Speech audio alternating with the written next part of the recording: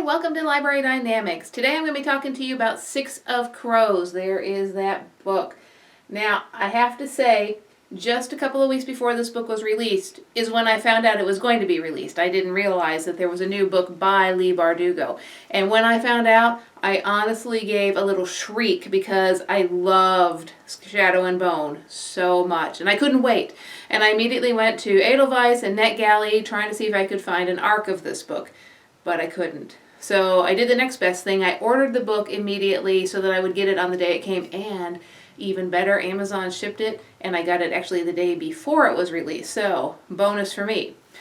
So, I dug right into it. Now, with that background, I have to say, though, that it didn't live up to my expectations. And I don't know if it's because I was so excited or if it truly was not quite as good. But let me tell you a little bit about the book before we get into more details about it. So it's still set in the world of the Grisha. The Grisha still exist in this book. In fact, from the reviews I've read, this takes place a couple of years after the end of the Shadow and Bone series. And somebody has developed this drug that the Grisha can take that really amplifies their powers, really amps them up. But it's immediately addictive. Certainly by the second time you take it, you are immediately addicted to it, if not the first time. So the Grisha who are taking it become basically slaves to the people who are giving them the drug. They can do incredible things they couldn't have done with their powers before, but they also really don't have any say over their lives, and they'll waste away simply waiting to get the drug. Now, that's the backstory and what motivates the rest of the characters, because the book takes place in a town, a dirty, rotten town, where there are lots of kind of gangs, and it's almost an old world England feel of, like the gangs of New York or something like that. So, our main character is Inej, and she works for and works with a boy named Kaz. And he runs the dregs. Well, he doesn't officially run them, but he basically kind of runs them. And Kaz has such a reputation that he is the person who is chosen to go into this impenetrable fortress and kidnap the person who is making the drug that is enslaving all of the Grisha. So he assembles a team of 6, including himself, and Inej is one of them. Now, Inej's special ability is she's called the Wraith because she can climb walls, she can sneak up on people, they don't even know she's coming. She has these amazing abilities. And she's beholden to Kaz because he rescued her from a brothel several years before. And so she is now indentured to the man they both work for.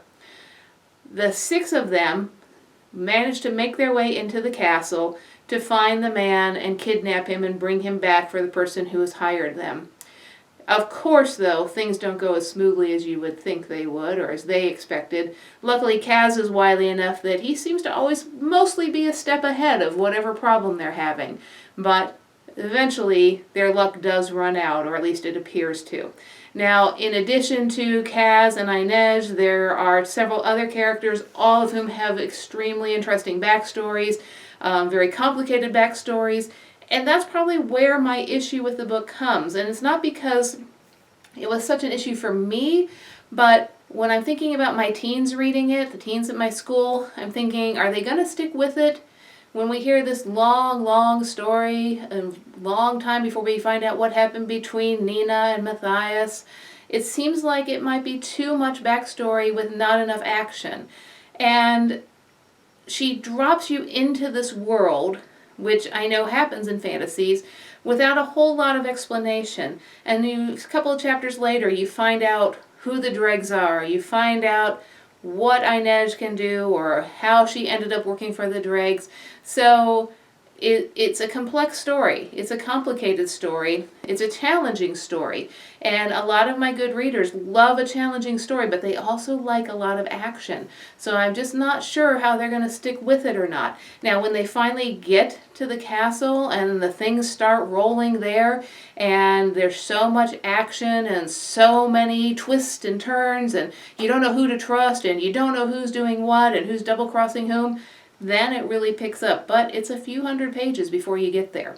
So I would say for adult readers who really love Shadow and Bone, you're probably going to like Six of Crows as well. Am I going to be able to sell it a lot to a lot of my teens? Not so much, probably. And as for me personally as a reader, taking out my feelings about it for my school, I didn't love it as much. In fact, Shadow and Bone read through in, I think, a day because it was so good. This one took me quite a bit longer to get through. So, Six of Crows, I recommend it, but not as wholeheartedly as I thought I maybe would be able to. Have a great night.